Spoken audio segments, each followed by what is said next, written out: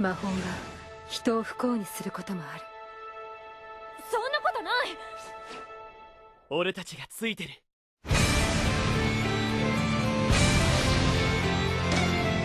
人々の依頼を叶える魔導士ギルドフェアリーテイル。しゃあ仕事だ。行くぞハッピー。ねえ、どこから来たの？鳳凰石を持つ少女エクレア。覚えてないんだ。わからないが行かなければならない。私たちも同行しよう。俺も行くぞ。私気づいたんです。危険よ。私あなたの仲間になりたい。エクレ1を狙う王子と闇ギルド。やっと見つけたんだよ。我が名はディスト。死を与えよう。私何もできなかった。始めよう。おお復活の儀式を。おお、蘇らせてはいけない。邪魔をするな。ふざけやがって。伝説が蘇る時彼らの絆が試される。私たちのギルドに仲間を置いて逃げる人は一人もいないの。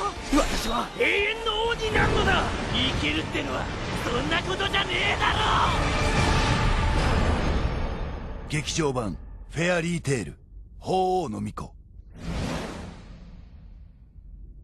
8月18日ロードショー。思い出したんだ。Mes amis, bonjour, j'espère que vous allez tous et tous bien, moi ça va plutôt super et aujourd'hui on se retrouve pour votre review du premier long métrage de Fairy Tail, j'ai nommé Fairy Tail The Movie, la prêtresse du Phénix. Vous voyez évidemment qu'il n'y a peut-être pas de logo Fairy Tail, tout simplement parce qu'il n'existe pas de logo de la prêtresse du Phénix. Voilà, et je voulais juste, au cas où les gens me fassent la réflexion dans les commentaires. Alors, ce film, Fairy Tail, la prêtresse du Phénix, est sorti le 18 août 2012 dans les salles japonaises, un peu plus tard chez nous en France, pour être plus précis, en courant de mai, je crois, 2013, où il a été diffusé au cinéma, puis après, avec une sortie en Blu-ray DVD chez nous, avec Kana Home Video, en août 2013, soit quasiment un an après en fait, la sortie du film au cinéma japonais. Voilà, je possède cette édition collector pour ceux qui me suivent sur Twitter. Alors, on va pouvoir aborder certains points du film sans trop rentrer dans certains détails parce que je ne trouve pas que ce soit nécessaire pour ce film Fairy Tail, la prêtresse du Phénix. On va bien sûr parler des points essentiels et qui ont forcément divisé la fanbase Fairy Tail lors de la sortie de ce film à l'époque. C'est évidemment son style graphique, son staff, les choix artistiques qui ont été faits sur ce film La prêtresse du Phénix, c'est évidemment son scénario pour finir avec une petite conclusion. Parce qu'au niveau du scénario et des enjeux de ce film, il y a des choses très positives à dire sur les choix du coup scénaristiques. Voilà. Alors, pour commencer, on va pouvoir faire un bref résumé de ce qu'est et de ce que raconte ce film La prêtresse du Phénix. Fairy Tail a décidé de faire une petite mission dans un pays voisin pour récupérer un peu de thunes, et en rentrant, ils ont croisé, plutôt Lucie, c'est nécessaire de le préciser, a rencontré une jeune fille qui s'appelle Éclair, qui est amnésique, mais elle se souvient d'une seule chose, c'est qu'elle doit livrer une pierre qu'elle porte autour du cou, qui s'appelle la pierre du Phénix, et nos membres de Fairy Tail vont l'accompagner dans cette mission, pour l'aider éventuellement à retrouver ses souvenirs, à découvrir pourquoi elle doit livrer cette pierre. Les personnes qui vont vouloir récupérer cette pierre du Phénix, en assembler les deux morceaux, parce que cette pierre du Phénix semble cacher quelque chose d'assez important, et au cours du film, on va découvrir les méchants, notamment la guilde Carbuncle, qui vont vouloir, pour le petit royaume de Veronica, qui semble posséder l'autre moitié de la pierre, vouloir récupérer cette dernière, pour faire revenir le Phénix, et pour obtenir la vie éternelle. Voilà.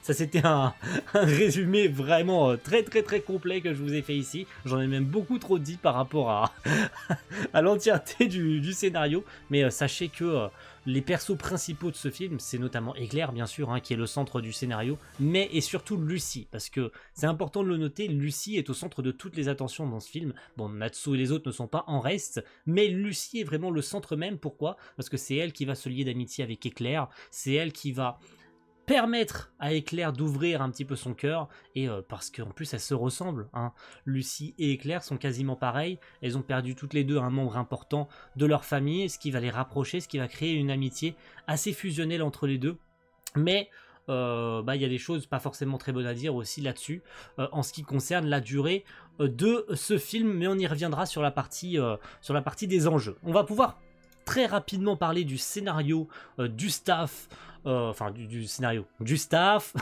des choix artistiques qui ont été faits sur ce film, parce que comme je l'ai dit au début, il y a eu une division lors de la sortie de ce film. Ça n'a pas forcément été très retentissant au Japon, mais c'est surtout quand il est arrivé en Europe et chez nous en France qu'il y a eu une espèce de scission entre les fans de Fairy Tail, ceux qui étaient très fans du film, qui n'ont pas forcément été dérangés par le style artistique proposé pour ce long métrage, et les autres qui étaient, mais alors, complètement indignés par le choix artistique du film, que c'était moche, que ça ressemblait en rien à A1 Pictures, que c'était n'importe quoi, pourquoi est-ce qu'ils avaient changé le style graphique, pourquoi les personnages ne ressemblent pas à ceux de la série animée, machin truc. Parce que oui, la série animée était diffusée encore à l'époque, et il est important de noter également qu'on était à, il me semble, une trentaine de volumes en France. Hein. Voilà, chez Pika Édition. Donc il y avait une certaine fanbase Fairy Tail à l'époque, parce que bon, 2013 les gars, hein, tout le monde suivait Fairy Tail en 2013, je pense qu'une grosse partie d'entre vous suivaient déjà Fairy Tail à cette époque, et qui ont peut-être d'ailleurs été voir en avant-première ce film. Au niveau du staff de ce film, nous retrouvons à la réalisation Fujimori Masaya, qui est d'ailleurs sa seule production sur Fairy Tail. Il a réalisé seulement ce long métrage, La Prêtresse du Phénix. Au niveau du scénariste, on retrouve quand même quelqu'un d'assez connu dans la sphère Fairy Tail, parce qu'il s'agit de Sogo Masashi, qui a travaillé et qui a travaillé sur tout le long de la série, que ce soit sur la série 2009, 2014, Les OAV, le premier film. Il me semble qu'il a travaillé également sur Dragon Cry, que je vous conseille de voir la semaine prochaine, vous aurez la review du second film Fairy Tail, et il a également travaillé sur la saison finale. Donc il a travaillé sur toute la série Fairy Tail. Tout, sans exception. Donc vraiment, de l'avoir eu sur ce film-là, bah, ça confirme le fait que le scénario s'en soit plutôt bien sorti, parce que franchement, il y avait pas grand chose à dire. C'était vraiment très cool, que ce soit sur la durée des dialogues, sur les côtés vraiment très comiques, ou même l'entrée dans la ville de Rose Garden, qui était une scène, mais alors absolument magnifique, quand il y a un contraste assez étrange entre Lucie qui dit à Éclair qu'elle va lui faire comprendre que la magie n'est pas quelque chose de mauvais, et on se retrouve dans cette ville remplie de lumière, et le Master Blu-ray était en plus absolument incroyable, les couleurs étaient vives, c'était beau. Je vous conseille vraiment, et c'est important, si vous voulez voir le film dans les meilleures conditions, d'acheter ce Blu-ray les gars. Ce Blu-ray, vous pouvez même acheter le Blu-ray simple, pas besoin d'acheter, même si je trouve que le prix de ce coffret collector dépasse l'entendement, hein, on est à moins de 20 € le coffret collector les gars, donc n'ayez pas peur d'acheter ce coffret collector et de regarder ça sur votre télé grand écran, parce que la qualité de ce Blu-ray, on est en 2012, et je trouve sincèrement, j'avais peur de ce que Kana pouvait faire en 2012, et franchement ils m'ont vraiment bluffé en termes de qualité. Et la scène avec Rose Garden, donc j'en reviens à ça, était vraiment magnifique. Et même toutes les scènes de combat sur la fin d'ailleurs, même sur tout le long, hein, on pense notamment à la première arrivée de Carbuncle à la guilde de Fairy Tail où ils détruisent tout. C'était mais alors incroyable en termes de mise en scène. J'ai vraiment aimé ça. Et Sogo Masashi en est pour quelque chose avec son scénario, d'agencer certaines scènes sur la durée et tout ça. C'était vraiment, mais alors vraiment parfait. Le point du coup qui a fâché sur ce film, c'était évidemment les character design, le choix artistique, le choix visuel et à quoi ressemblent les personnages dans ce film. Ça a alors divisé la fanbase Fairy Tail, c'était absolument abominable à l'époque, et sans trop vous faire de surprise, bah ça m'a pas choqué. Mais alors pas du tout. En le revoyant, j'ai dû le voir 10 fois ce film, La Prêtresse du Phénix, ça ne m'a jamais, mais alors jamais interrogé, ça m'a jamais surpris, ça m'a jamais, j'ai jamais vu le film en me disant bah les character design sont moches, ça ressemble pas à ceux de Fairy Tail, le choix artistique de ce film est pas beau, en sachant qu'en plus que ce soit sur les backgrounds 3D et tout ça, et ça concerne également le film Dragon Cry, que je vous conseille d'aller voir encore une fois, je fais ma petite pub mais c'est important, et bien c'est le studio Graphinica qui s'est occupé des backgrounds 3D, qui s'est occupé grosso merdo de la composition et de la photographie, voilà. Donc franchement ils s'en sont mais alors magnifiquement bien sortis, et je le répète encore une fois, mais la qualité du Blu-ray est absolument phénoménal. Donc au niveau rendu couleur, c'est absolument magnifique. Je pense que tous ceux qui vont regarder cette review ont probablement dû voir le film sur Netflix ou je ne sais de quelle manière en regardant le film sur internet où c'est une qualité encore plus bas que le DVD. Et c'est absolument abominable d'avoir regardé le film dans ces conditions, et même sur Netflix, c'est absolument dégueulasse d'avoir regardé ce film comme ça. Et la qualité de ce Blu-ray est stupéfiante. Donc les character design de ce film. Alors, il faut savoir qu'ils se sont partagés les tâches. Ils étaient 3 à s'occuper du character design, mais ils étaient également 3 à gérer tout ce qui concerne la direction de l'animation. Parce qu'on avait principalement Nishioka Yuki, Sekine Masayuki et Yanagida Yoshiaki, hein, parce qu'ils étaient tous à la fois character designer, directeur de l'animation et autres, voilà, pour être plus précis. Surtout Nishioka Yuki, qui était character designer en chef, character designer, directeur de l'animation en chef, et il me semble que certains d'entre eux ont fait également de l'animation clé sur ce film La Prêtresse du Phénix. Donc voilà, ils se sont tous un peu partagés les tâches. Ça ne veut pas forcément dire que ce film La Prêtresse du Phénix a été négligé au niveau du staff. Il y a énormément de gens qui ont travaillé dessus. Voilà, il était directeur de l'animation en chef et character designer, donc je me suis pas trompé, c'est important de le redire. Donc voilà, au niveau de la qualité du film, au niveau rendu visuel, au niveau character design, on a même à l'intérieur du Blu-ray, je vais pouvoir vous le montrer en direct, un petit livret avec les character design des personnages du film. Et honnêtement, même en les revoyant aujourd'hui, mais je les trouve vraiment magnifiques. Et c'est un choix parfait pour ce film. Même Natsu, regardez Natsu les gars. Comment oser me dire qu'il est pas beau le Natsu de ce film en fait?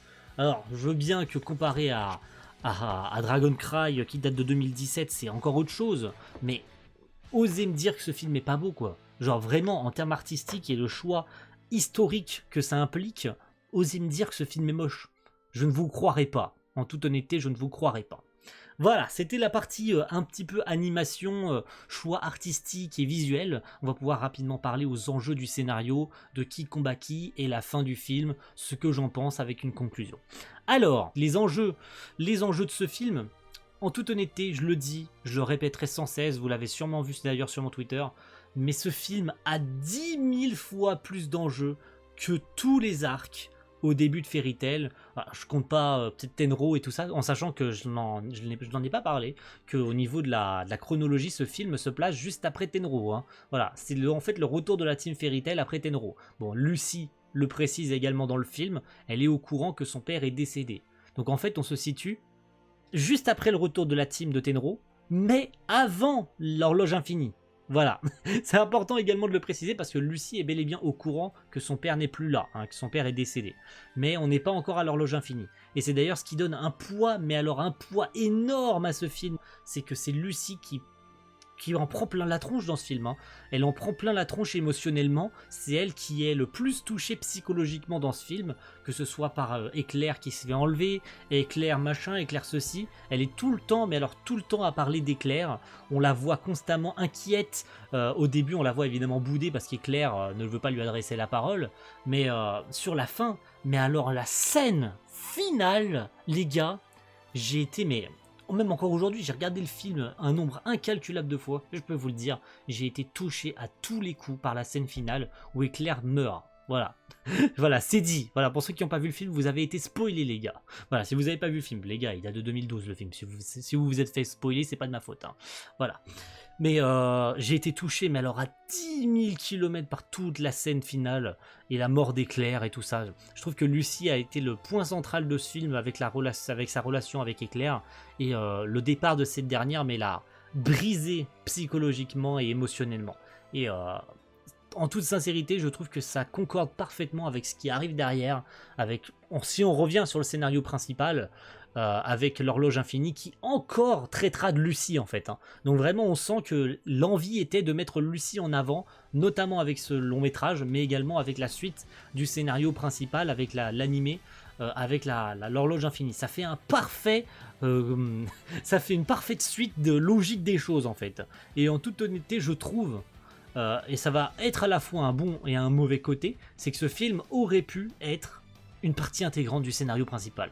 Je le dis, je le pense et je le penserai toujours, ce film aurait dû être je pense que Mashima aurait dû en faire un arc officiel du manga. Il aurait mérité par ses enjeux, par les choix quel personnage est mis en avant, même les méchants, même s'ils sont un peu nuls. Hein, on parle de Carbuncle, on parle même de Geese au tout début avec la toute première mission de Fairy Tail, avec le... D'ailleurs, Geese qui jouera un rôle, même si c'est un peu naze, mais le petit voleur de rien du tout que Lucy veut attraper pour de l'argent, qui finira par lui sauver la vie un peu plus tard dans le film. C'est assez ironique, mais c'est marrant et c'est important à noter également. C'est qu'on introduit des persos secondaires, voire tertiaires, mais on les réutilise plus tard dans le film pour un petit MacGuffin ou pour je ne sais quoi, et qui est vraiment drôle et qui est vraiment attachant. Donc on sent qu'il y a eu de l'amour dans ce film. C'est vraiment cool. Donc ça aurait dû être vraiment... Pour tout ce que ça apporte sur le psychologique de Lucy et pour plein d'autres choses, même le combat final contre le Phénix est absolument incroyable les gars. Visuellement c'était beau, c'était ouf et on sent que ce soit par le fait d'avoir été chercher une arme magique, d'avoir impliqué le conseil de la magie dans ce film, ce qui n'est pas le cas dans Dragon Cry, où c'est uniquement le roi de Fioré qui est au centre de tout ça. Bon, c'est plus du tout la même ambiance dans Dragon Cry, hein, vous le savez, hein, puisque ça se passe beaucoup plus tard dans le futur.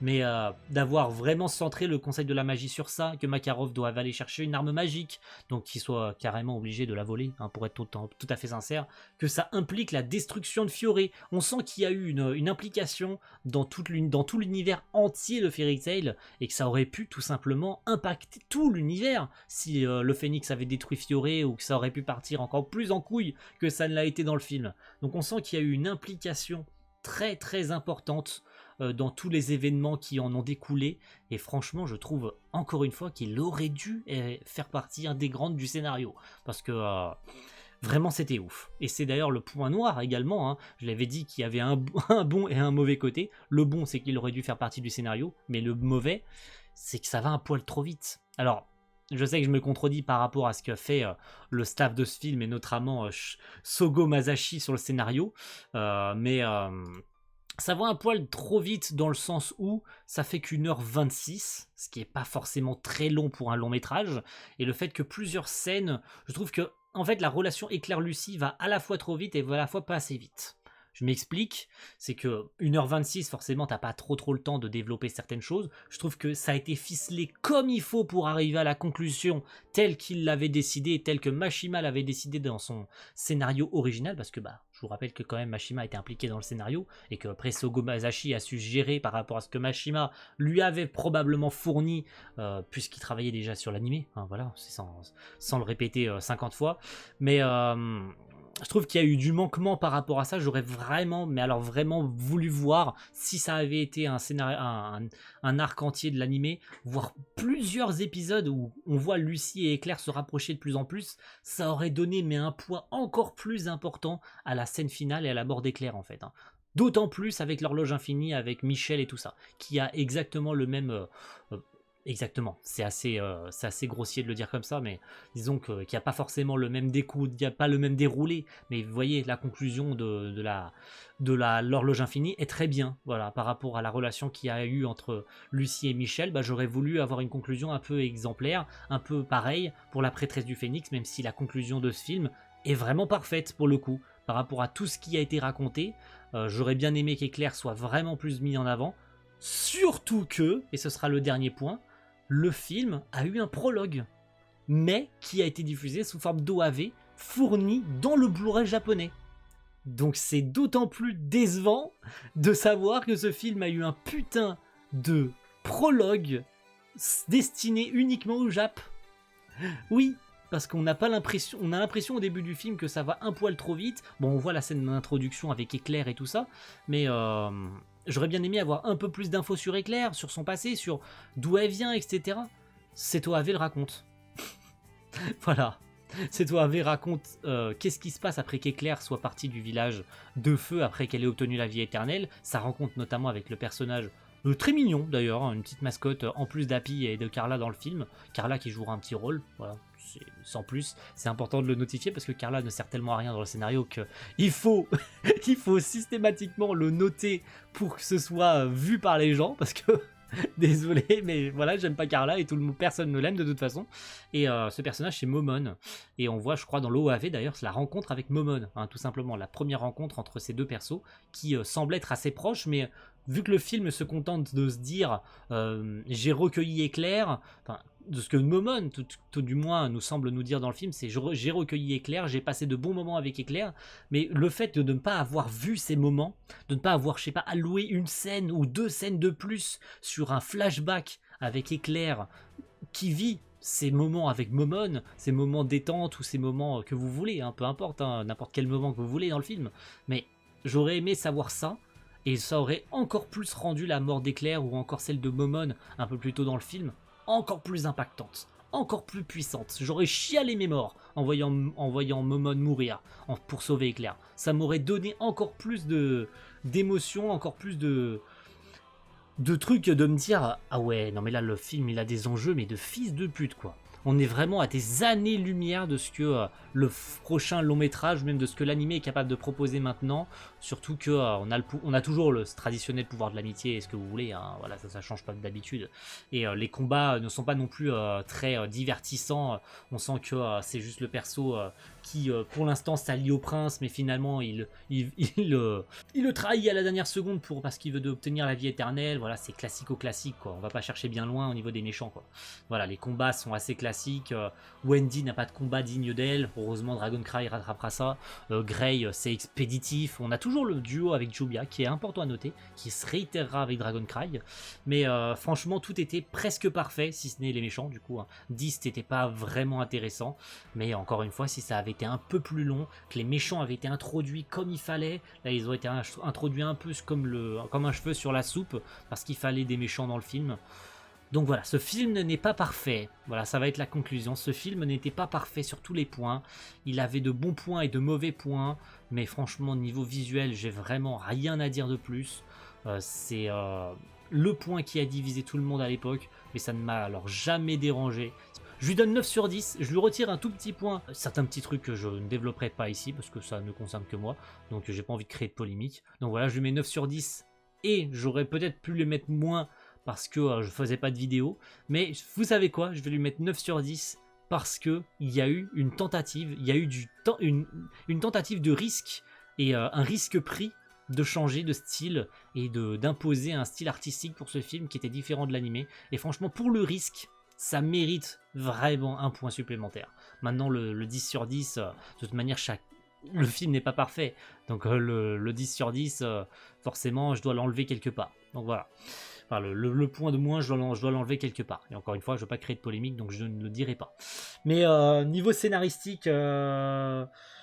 Bah voilà, j'ai encore une fois rien à dire, c'était beau, c'était bien, voilà, je me suis pas ennuyé, il est un peu dans la veine de Dragoncry que je vous conseille encore d'aller voir, ça fera que la 3e fois que je vous le dis, c'est la semaine prochaine les gars, soyez au rendez-vous, c'est vendredi après-midi, voilà, et je serai peut-être un peu moins incisif que cette review de La Prêtresse du Phénix, mais en tout cas n'hésitez pas à me donner votre petite note et de ce que vous en avez pensé de ce film La Prêtresse du Phénix, est-ce que je vous ai donné envie d'ailleurs de retourner voir ce petit long métrage qui était vraiment très cool. Je suis vraiment très content surtout de m'être procuré la version édition collector de ce film La Prêtresse du Phénix parce que maintenant ça fait que j'ai les 2 coffrets. Hein, j'ai les 2 coffrets. J'ai celui de Dragoncry et de La Prêtresse du Phénix. Je suis content. Il me manque plus que tout l'animé Fairy Tail maintenant à collectionner. Et puis voilà. Donc en conclusion, un très beau film. 9 sur 10 pour le scénario, pour la beauté, pour la prise de risque et pour tout ça. Voilà. Merci à tous d'avoir suivi cette review et on se retrouve très vite pour une prochaine. Ciao tout le monde. Bye.